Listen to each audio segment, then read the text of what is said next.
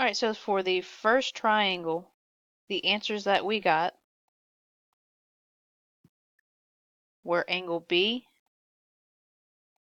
63.9, angle C was 60.8, and side C was 24.2 feet. Okay, that's just the first triangle. Remember we said we've got two triangles that we need to solve for. So for the second triangle, okay, if we come back over here,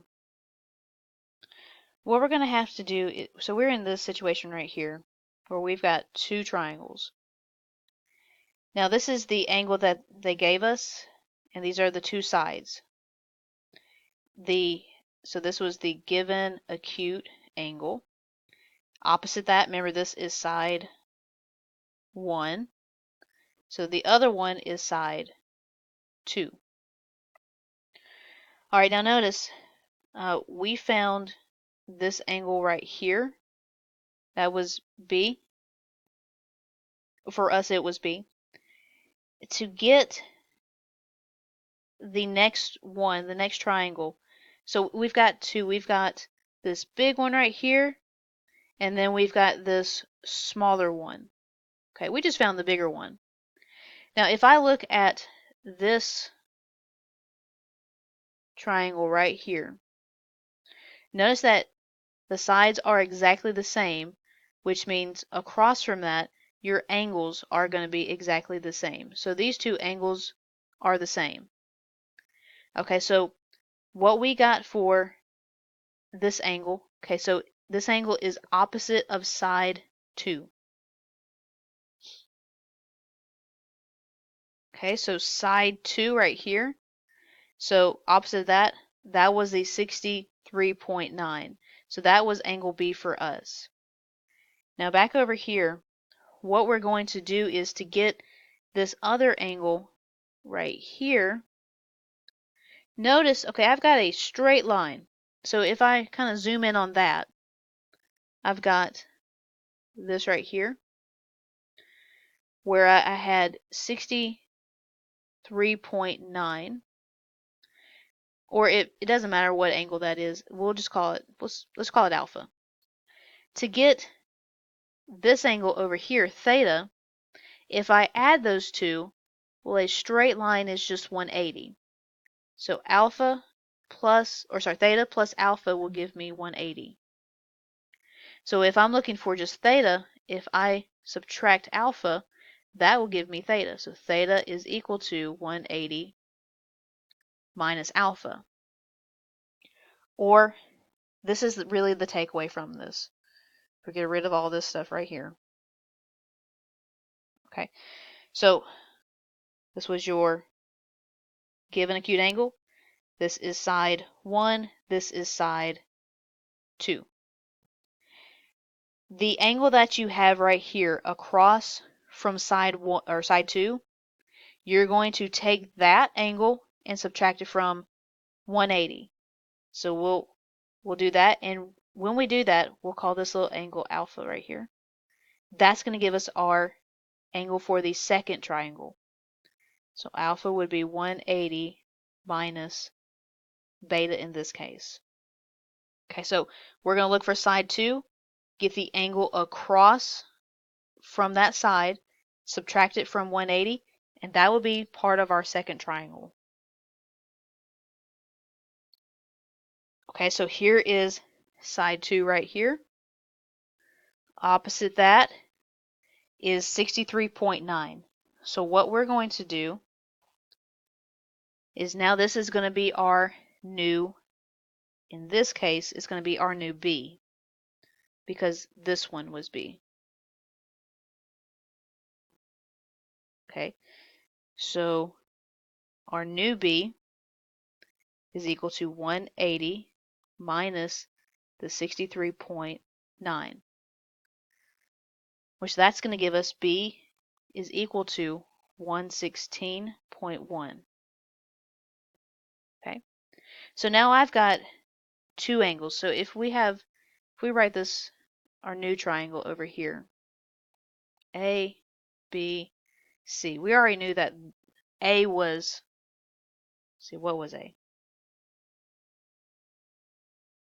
Wrong one. 55.3. So this was 55.3. And then we also knew 24.9 was right here. 24.9 for side B, and then side A was 22.8. 22.8. Okay. So what we just found was B, and we found that to be 116.1. Well, now the easiest thing to get is angle C. So we would just add 116.1 plus 55.3 plus C. All that's going to equal to 180. So that's going to be 171.4 plus C equals 180. So C will be 180 minus 171.4, or the same thing as 8.6. Okay. The only other thing that I need to get is side C. So we'll go back to our law of sines for that. So we'll have A, which is 22.8 over sine of 55.3, and then B, which is 24.9 over sine of 116.1, and then C over sine of 8.6. Okay, now I calculated this number here and here. So I'm going to set these two equations or expressions equal to each other. You could set these two equal to each other as long as there's no mistakes in that 116.1. If there's no mistakes, then it doesn't matter which one you set up equal to each other. But if there happens to be a mistake there, then that's going to mess up your answer for C. So I'm going to do 22.8 over sine of 55.3 equal to C over sine of 8.6, cross multiply. So we'll have 22.8 C, or sorry, we will have C times sine of 55.3 times 22.8 times sine of 8.6. Divide both sides by that sine of 55.3.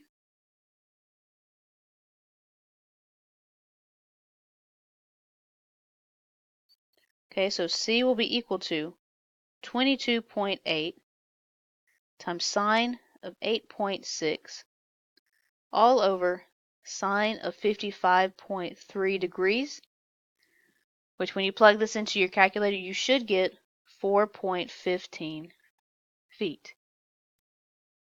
Okay. So for our second triangle, we had B was equal to 116.1.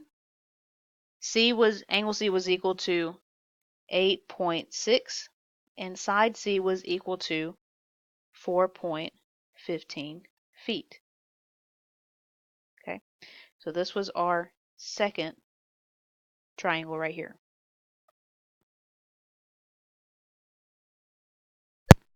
Okay, so we're going to solve this triangle. Use this given information, plug it into your triangle here. First thing to do is, all right, I'm going to say that this is our given acute angle since it's 43.5. It's an acute angle. Across from that, this is side number 1. And then the other side that you have, the leftover side, that is side number 2. H will go between side 1 and side 2 like it does here. Okay, we need to find H, which is side number 2 times sine of our given acute angle. So that is 7.2 times sine of 43.5, which that will give us H is equal to 4.96. Okay, and then we compare H to side number 1. So h is 4.96. Side number 1 is 10.7. So side 1 is bigger than side h. Okay, coming back over here. If side 1 is larger than h, then compare to the side 1 to side 2. Okay, so we need to compare side 1 to side 2. So side number 1 to side number 2. Side number 1 is 10.7. Side number 2 is a 7.2. So side number 1 is bigger than side number 2. And then we'll look at our cases down here. If side number 1 is smaller than h, nope. If side number 1 is equal to h, nope. If side number 1 is larger than h, yes. And side number 1 is larger than or equal to side 2, yes. We will have one triangle. Okay, so we're just looking for one triangle here. Now let me get rid of this right here.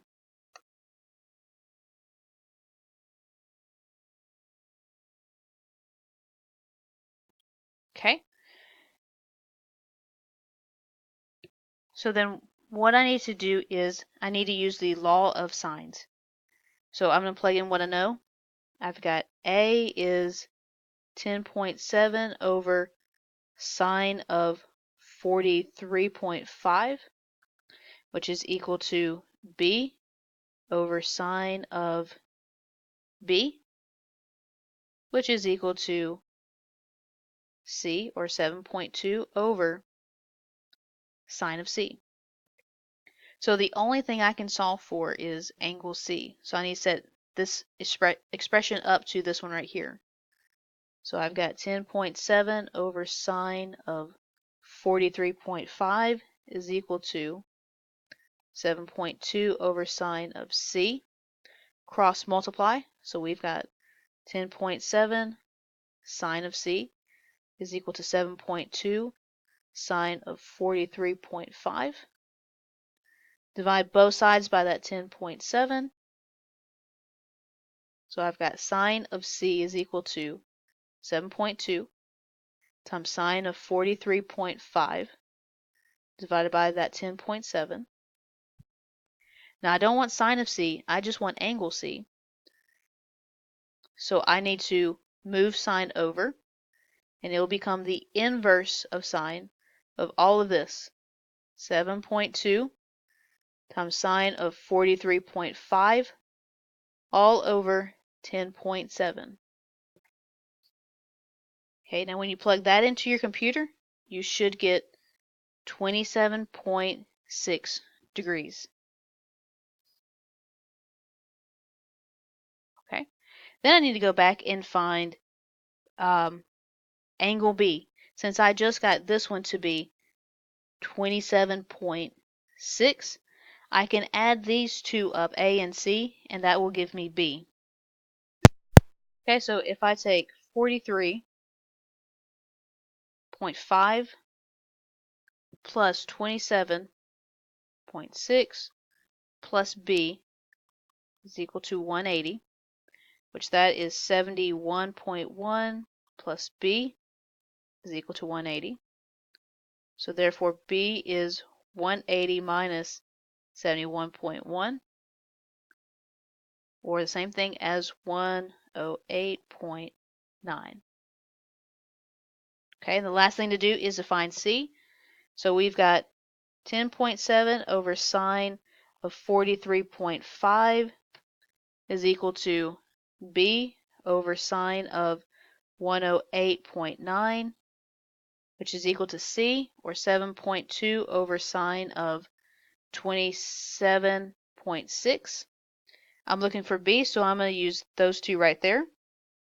So I'll go ahead and cross multiply. That'll give me B sine of 43.5 is equal to 10.7 sine of 108.9. Divide both sides by that sine of 43.5.